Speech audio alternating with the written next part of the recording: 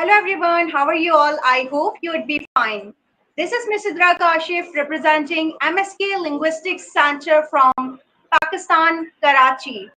Being a moderator, proprietor, plus EFL and IELTS instructor, it's my honor to have a very special guest from Mexico, Gabriela Andrade. She is a qualified trainer of socio-emotional skills. It's our pleasure to discuss about really relevant topic as per her expertise or qualifications, having bachelor's degree in law and master's in English, socio-emotional skills and resilience in Mexican high school students. This topic is going to be really fruitful to all of you, especially if you are an educator or if you are a learner, it's really beneficial to you. If you are a student, you can get an idea to have information relevant to it, as it's a hot trending topic as per today's circumstances relevant to number of institutions. So let's be connected. Sorry, I had some connection issues. Yeah, I got it. It's okay. Warm Hello? welcome to you. How are you? Sorry. I'm really It, excited of being here. Thank you. I'm so thankful yeah, it's of also being our here with pleasure to you. have Thank you you so much. for And how are relevant topics. you? I am fine.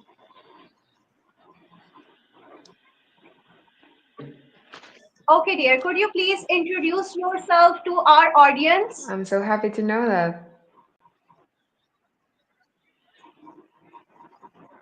Yes, for Please sure. introduce Hi, yourself. everyone. Nice to meet you. I'm Mexican. I'm Gabriela Andrade. I, yes, I am Gabriela Andrade. I am Mexican. Nice to meet you all. I'm so happy to be here. I'm an English teacher. I have a master's degree in innovative education. Also, I have a degree in law. I used to be a lawyer before, and I have a degree in English teaching as a second language. So yes, I have a and different professions, but my favorite, honestly, my heart is with teaching. It's really interesting. First of all, I'm really curious about getting to know as you converted your idea being a lawyer to a teacher. Could you please just let us know that which thing really inspired you to be an English teacher rather than a lawyer?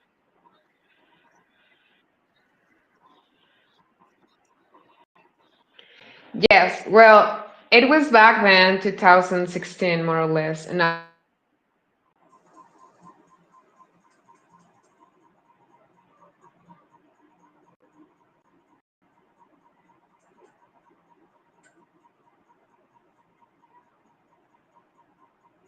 I was working at the prosecutor office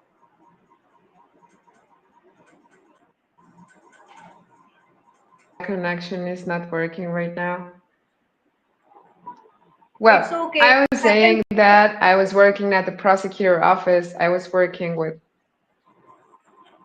oh, thank you, thank you.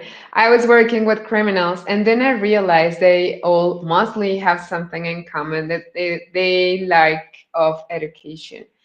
Whenever I was asking them, like, hey, did you go to university? They said no, like I barely finished my elementary school or didn't even finish that one. So I started to realize it was like a common thing. They weren't going to school, and I was worried about that. Then I realized I would love to be in education to prevent, like education is a prevention of something, of society committing crime. I was trying to help them before committing crime, and I'm not saying this about them specifically, but in society, like I would like to provide tools in order to avoid criminal life.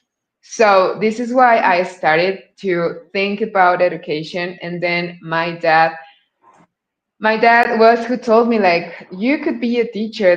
My parents were teachers before, and I said, oh yes, I can be a teacher. He told me, you know English well, so you can try to teach English. So I went to an interview, and they said like, okay, you got it, you got the job, but you just need to get prepared because we need you to have like this bachelor in teaching education. So I was working on that, and I was there in front of my students like as a lawyer, but with all the intention to help them. And the students do feel when you trust them, when you're there to help, and they respond like that. Like, I feel I can trust you, I feel you're here to help me, I can feel, I can understand you care about me as a student, and they started to respond. So then I had the opportunity. I was chosen like with another group of teachers to get a scholarship to go to Canada. It was a Canada and Mexican embassy collaborative program, and they said you can get this bachelor with experience and getting this workshop, this Canadian program. So we were taking online classes with a college in there, Lambton College. We were taking classes, and it was so interesting. Honestly, I realized this is it. This is my place. I could feel that. I could feel this is what I want to do like the rest of my life, teaching students, working with them, getting ready to prepare the lesson plans, getting, really into it, like taking it really seriously. And I'm not saying that it wasn't serious before, but I was a liar. So now when I was practicing and learning and I got this bachelor, I realized, okay, what's next? Now I want to help them more. What can I do? And then I decided to study a master's in innovative education. And since day zero, I realized I want to work with social emotional skills for my students because I knew they were really intelligent, but they were in a really vulnerable situation. I was working back then with really vulnerable context. They're they were struggling a lot. They were struggling with violence. They were struggling with really hard financial situations. So they were thinking about that, and they weren't thinking about their future. That's the first moment when I realized I need to help them because, as an English teacher, I was teaching, I think I remember it was simple future and idiomatic future. And I asked someone, like, hey, what do you want to be in the future? And they were like, I don't know, and I don't care, teacher. Why are you asking me that? Like, guys, you are in fifth semester.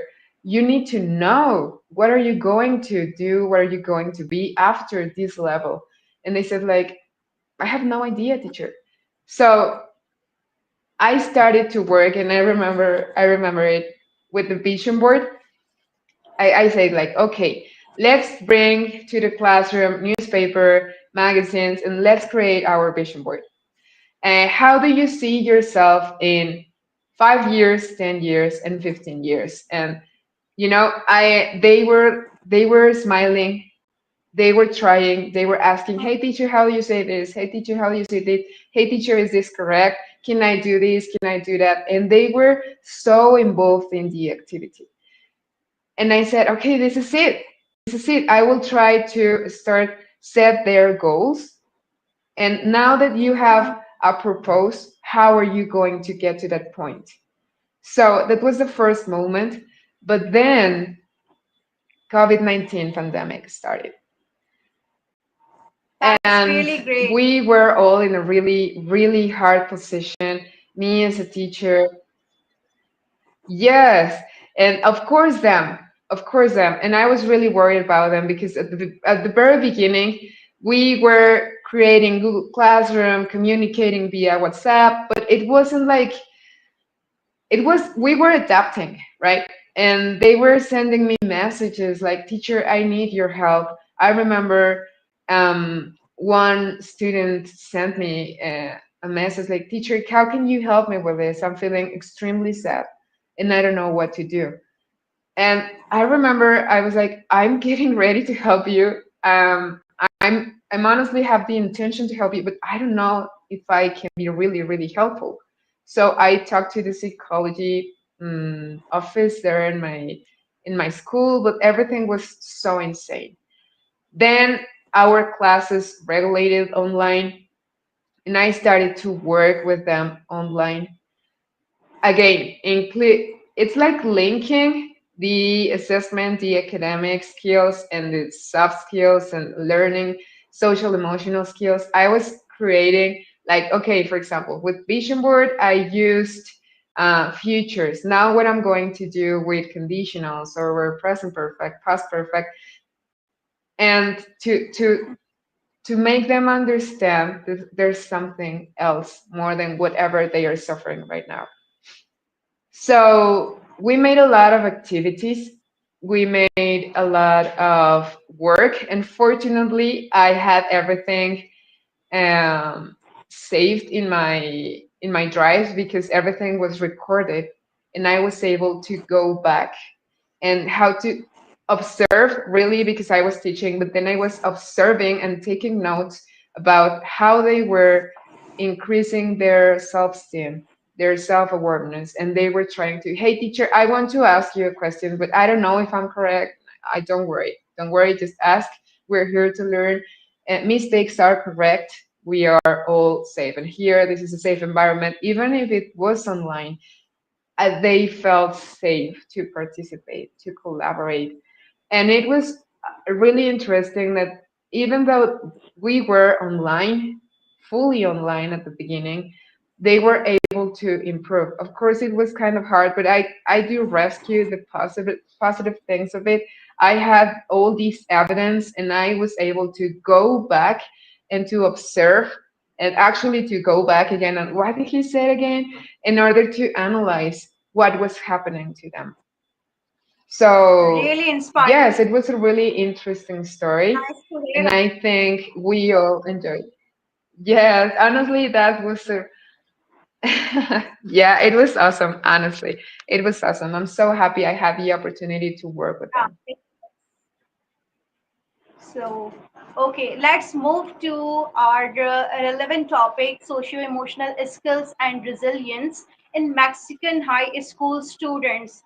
I have designed few questions, if you allow me. So, shall I ask you?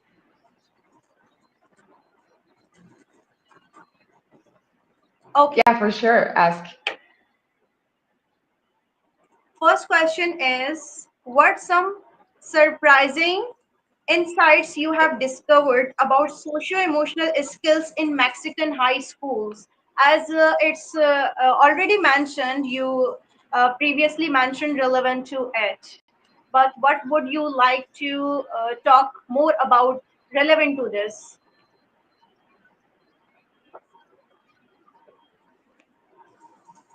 Yeah.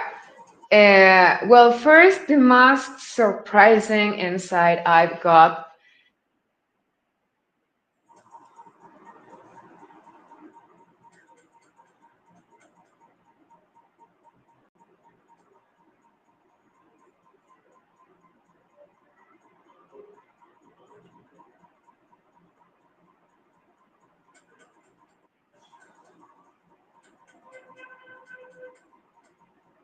they're specifically speaking skills. They were practicing more because they felt so confident, and they felt so in a safe environment. So they started to practice more speaking. And that's really important, at least in here in Mexico, because that's the hardest skill to improve. Because we do not have a lot of opportunity to practice, right? We do not have another, for example, native speaker, so we can talk with. And they were really trying, and they improved a lot. They were practicing, they were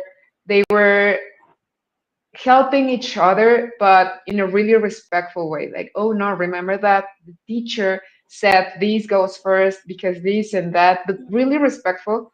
And that was really interesting because at the beginning, the context is so hard.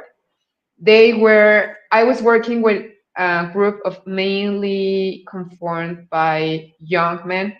My teenagers, they were like 95% men. And it wasn't like something I did on purpose. It just happened to be like that because these students were studying automotive maintenance. So maybe they understand it's something just for men, and they were really violent. Their dynamic was like really aggressive, but since the beginning I said, like, if you are going to say something to someone, it must be respectful. If not, please save Yes. your comments to yourself. And they started to improve their respect to each other. That was really hard to them because they were used to they are even in a friendly situation, they are always insulting each other. So I had a really hard beginning when we were face to face before pandemic, like, please respect each other. So they started, okay teacher, okay, and they were sharing, but now they were in another point, like, now I'm not insulting you, I'm helping you and helping me, and we are together increasing our development, especially more specifically in speaking skills. So that was really, really important, and I really would like to finish with that again. It's so hard to find someone to practice with, but they found they have each other and they make this connection, and it was really awesome. Honestly, I think that this was it. It was shocking for me, like, wow, speaking, and it was really interesting, honestly.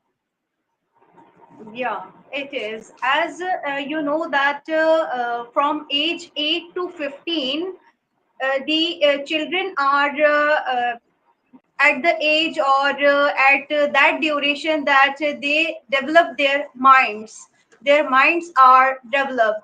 So what are some strategies to just cope up with that, because that is the duration to establish them as per the future.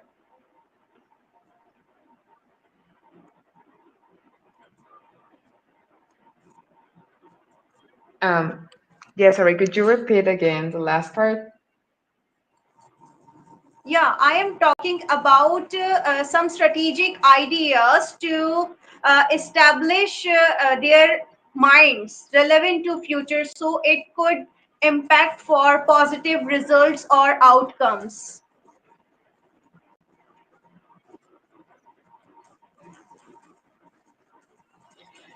Yes. Well, they I don't want to generalize, like saying all Mexican high school students it's the same, but we really do have same context. And the community where Hmm. this school is, it's kind of conflicted. They are struggling with financial situations. So I needed first to set Yeah. the rules. Like, these are the rules. You have to respect each other. You have to talk to each other. If you have any question, I'm here. Ask me, but respectfully. I think that the first thing I talked about, it was about respect. And in order to have them learning intentionally this goal, I said, I respect you. You have all my respect. I am waiting you to respect me and respond, and so when they said, okay, the teacher is truly respecting us and she's saying the things with respect, we will respect her and we will respect each other. So with that said, it was easier to get their attention and to understand. Like, I think that modeling is also a way of teaching. So respecting them, like, oh, I'm sorry, could you please repeat it again? But really respectfully. And they were really observing that even online.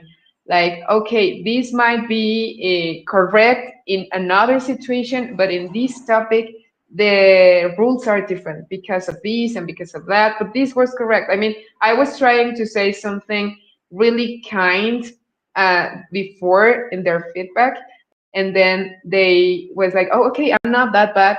And honestly, that positive feedback works awesome too. They are improving Yeah, everything and it they are is. learning, but they are like, teacher, I think I'm wrong. No, you're not wrong. You are okay. You're welcome.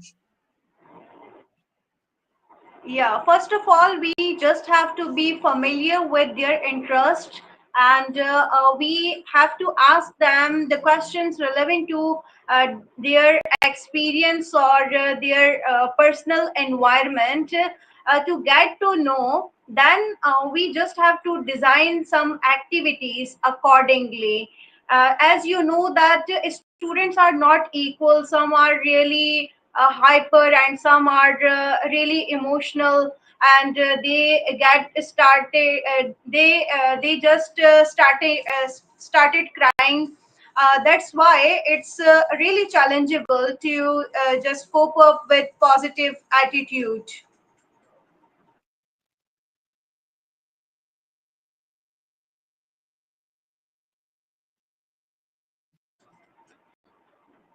So I believe that parents should be involved in this. Now there should be a collaboration, a strong or mutual collaboration between parents and the teacher sometimes if it is needed.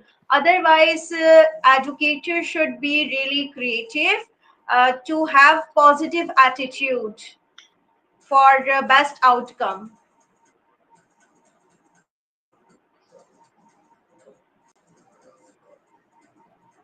Yes. Talking about collaborating with parents Can you hear in me? these cases specifically, I think internet yes, can you issues hear me? your side. Yeah, I can hear you right now. Yes, it's, I don't know why. Oh, perfect. Hmm. Can I It's all continue? about creativity. It's all about dynamic strategies for positive change.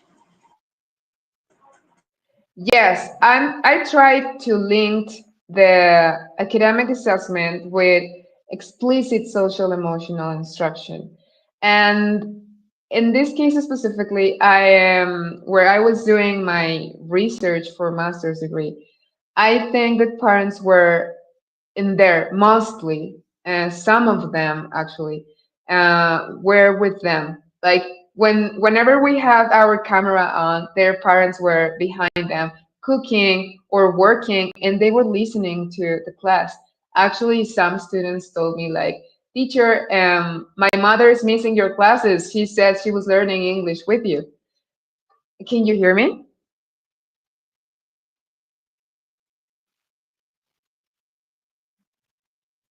Hello?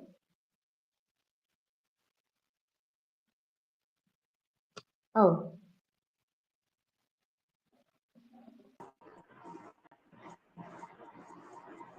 hello, can you hear me? Yeah, I can hear you. I think there is internet issue. It's terrible. Yes. I know. Oh, well, perfect timing, right? Yeah. So let's Do you want move me to another continue? question. Yeah, we Okay. may with another question that is there Mhm. any story about any of the students who leverage socio-emotional skills to cope up with challenges and obtain his or her goal? Yes. Yes, I have her because it's a girl. I have her Hmm. in mind actually right now. I was her teacher since first semester. And I remember I was teaching her because I am a lawyer, I was teaching her social sciences, I was teaching her Hmm. English, and I was also her tutor. So she was, that group was really living with me almost because we were seeing each other every single day of the week, more than 2 hours. So I remember I was checking assistance, and then she stood up and she came with me with a little paper and she gave it to me and she said, teacher, I have this letter for you. And I thought it was something about parents, like, hey, teacher, I will take my daughter outside for, I don't know, 30 minutes. I thought it was something like that. And I was opening it, and she said, no, do not open it now, please, teacher. Open it later when you leave this classroom. And I said, okay. So I saved it in my wallet, I remember. And then I went to teacher staff office and I was opening it. It was a really hard letter. She was telling me her background story. She lost her mom when she was younger, and she was living with her dad. But her dad was working a lot. Her dad was working in construction, so he was barely ever with her, and she was feeling really lonely. And I remember she said she wrote something like, "Teacher, I no one ever asked me after school how was your day." That simple thing. I've never heard that. No one ever asked me that. And I remember she added something pretty serious, and I'm not going to mention it because I do respect the confidence. But it was a really hard background. And Please I share. remember I was worried. Yes, it was a really hard story. And I remember I talked to her and like, hey, I'm really grateful. I really appreciate that you trust me this. How can I help you? Because I was like, how can I help in this situation? And she said, teacher, you're helping me just by teaching me just with the enthusiasm you do. But I do think I need to go to the psychology office here in the school. Of course, I did everything that I had to in order to get her getting that attention. And then I was always trying to make her participate even more, like, hey, I know that you know the answer. Come on, say something, whatever is in your mind. And she was like, oh, this?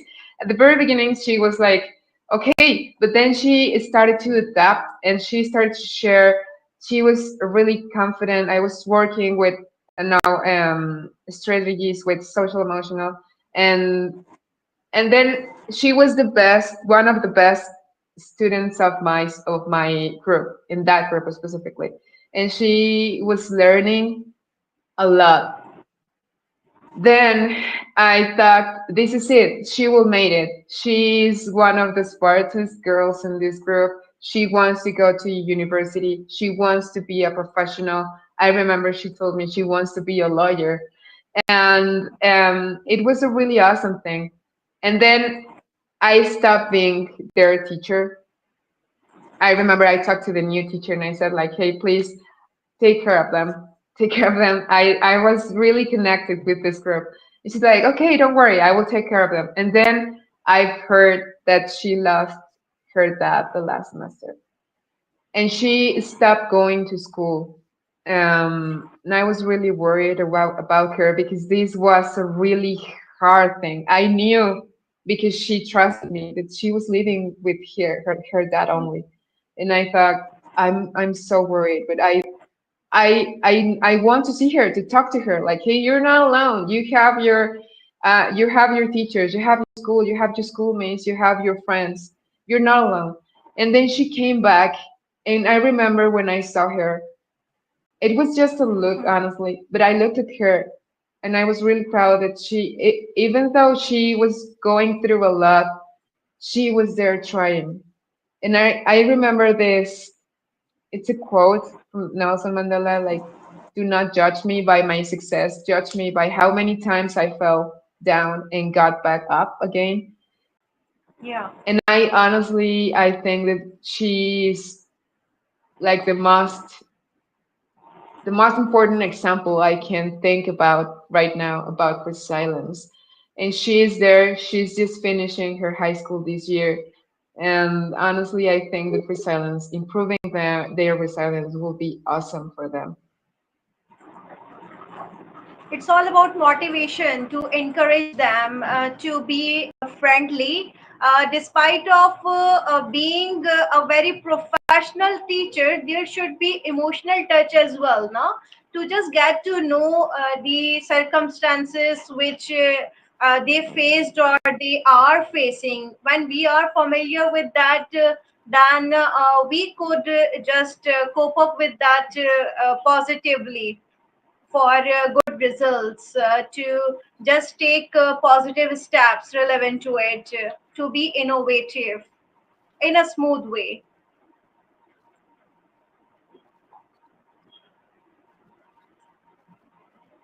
Yes, exactly. Totally agree. I think motivation is really important. Okay, so we have to move forward. A next question. It's what role does resilience play in academic success, and how can educators promote drive positive results?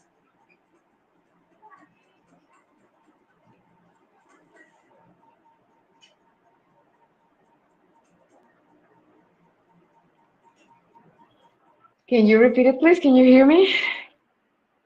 Yeah, I can hear you. Can you hear me?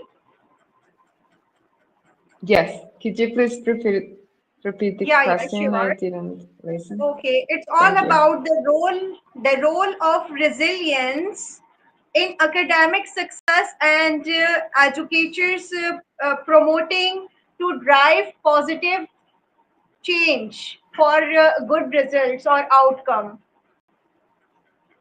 Yeah, well, I think that firstly, we need to model how to be resilient and empathetic with them.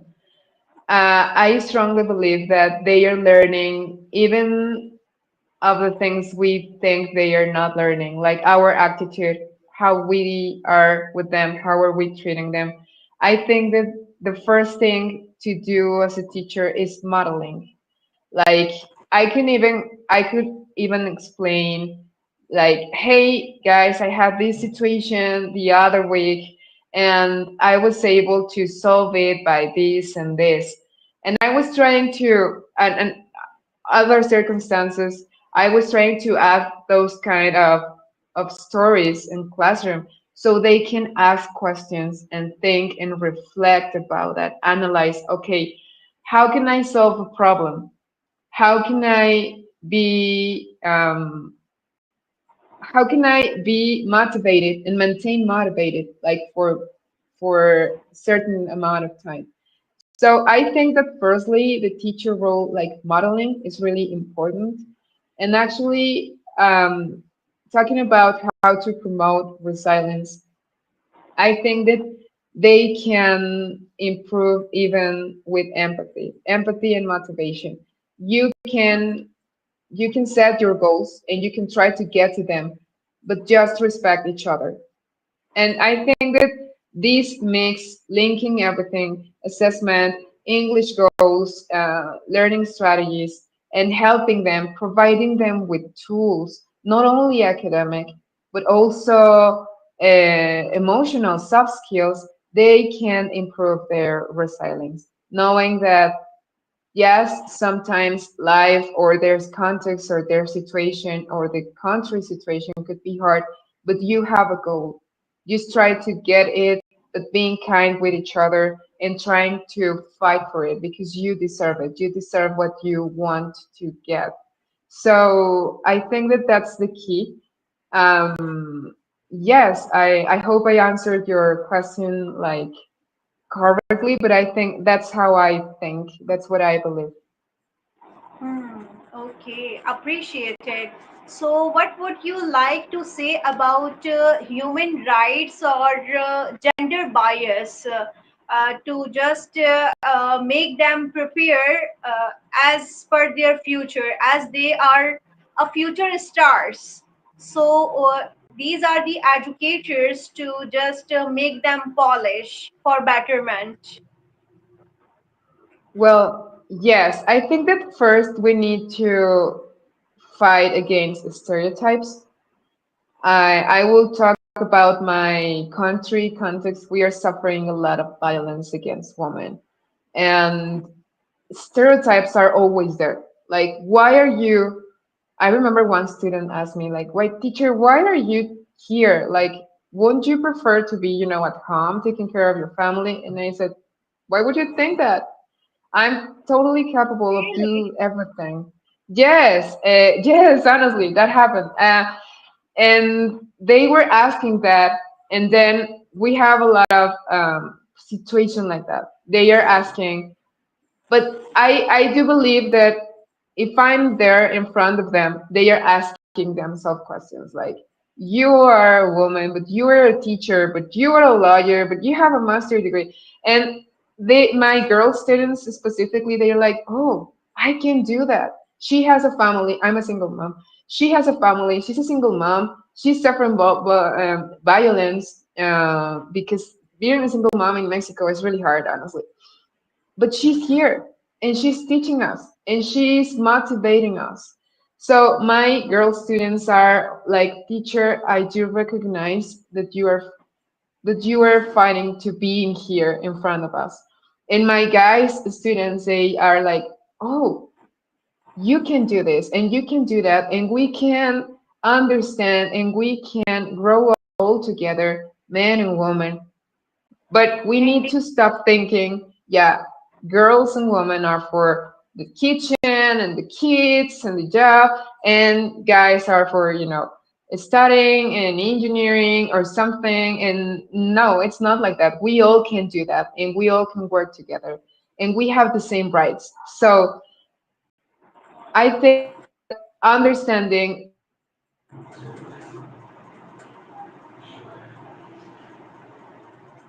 I think I lost again. Oh yes, I'm back, right? They are open to understand. Oh, there's another possibility. With we are equal, and we can do the same, and we can perfectly fit with each other and co-work and collaborate because we are the Yeah. same. I'm not more than you in this. You are not more than me in this other thing. We are Mm. equal, and we can find There and should be recognizing that equity. it's like they are improving their collective responsibility and equality. Yes. Hmm. There should be equity. We just have to balance it in the classroom relevant to this issue. Human rights or Yes, exactly. gender bias, especially, no? So they could be familiar with their rights or their attitudes or Yes, and empathy, communication. develop some skills to just polish themselves professionally.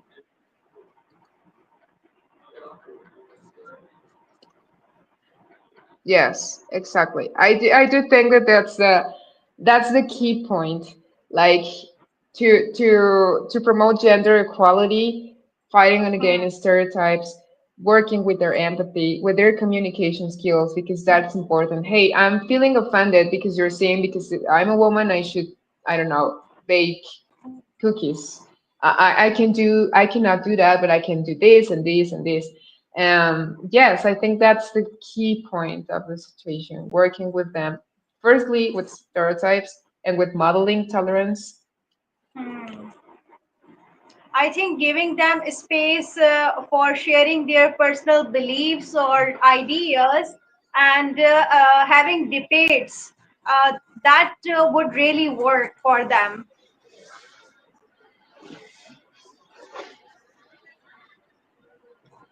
Yes, totally. Yes, they will improve their respect, and yeah, I think that we are having a lot of problems with communication right now. It's even though we are communicating with each other,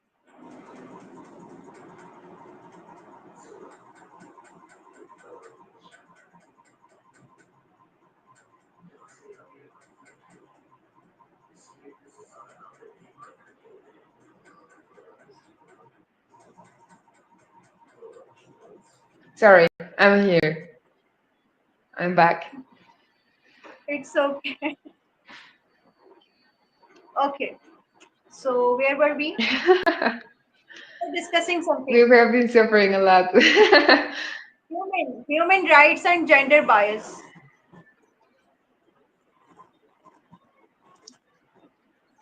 Okay, so finally, what message would you like to give to our Sorry, audience what? relevant to our topic?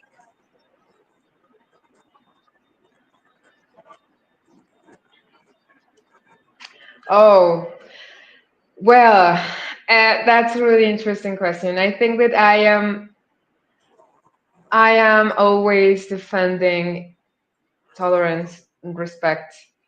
I think that we are the awesome thing of having internet and connection and communicating from different countries so far away from each other. It's we we should co-work just like you're doing with your podcast in order to share our experiences. In my case, my Mexican experience and other experiences from different parts of the world, in order to increase the future, increase our future people confidence, resilience. To like, I don't know what are you going to find out in the future.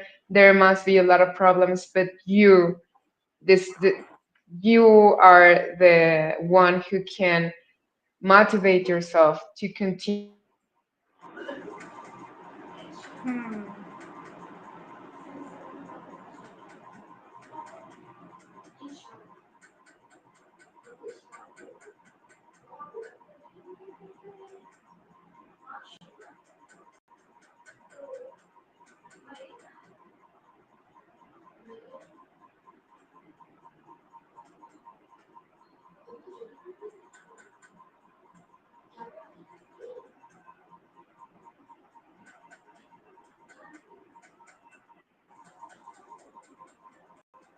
sorry, we don't know anything about the future, but if you can improve yourself, you can do whatever you want. Like your dreams are achievable if you trust in you. So I think that's how I would like to end. That's great. Very motivational or encourageable message you have given, and the insights you have shared. Despite of having terrible internet connection, I you have know. tried your level best. It's really appreciable. Thank you. I appreciate the invitation too. And it was really nice to meet you. Thanks for your patience.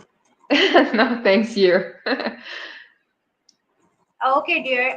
If you would like to share your expertise or if there is any open call to any of the services which you provide, you may at the end of our conversation. Thank you. Yes, if you want to collaborate, like I'm always working on this now. My future project is to promote more gender equality in Mexican schools because I was working, unfortunately, with mostly a men group. Now I want to improve with my girl students. I did recognize that they were kind of more vulnerable because we're suffering violence here in Mexico, unfortunately. So I want to help my girl students. So if you want to collaborate, like, to share ideas, share some experiences, share some tools or strategies, I am really open to that. You can find me on LinkedIn as Gabriela Andrade. My email is gabriela11467 gmail.com. So yeah, if you want to collaborate, I'm pretty open to that. Is there any message for the students?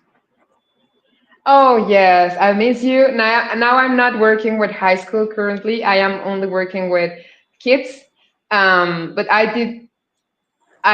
did recognize their effort. I'm always missing them. I miss you guys. I miss you a lot. They told me they miss me too. I will go back, I hope soon, but I miss them and I know that they can reach anything they can dream. So nice of you. It's been really nice meeting with you. And Yes. again, thanks for your patience. Oh, don't worry. Thank you too.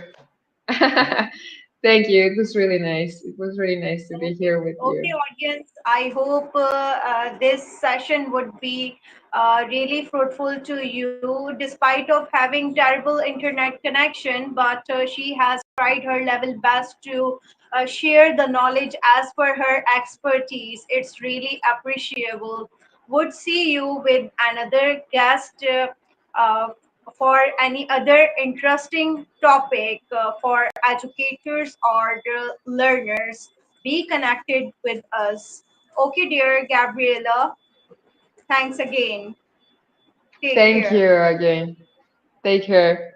Goodbye. Thank you. Bye. Bye bye.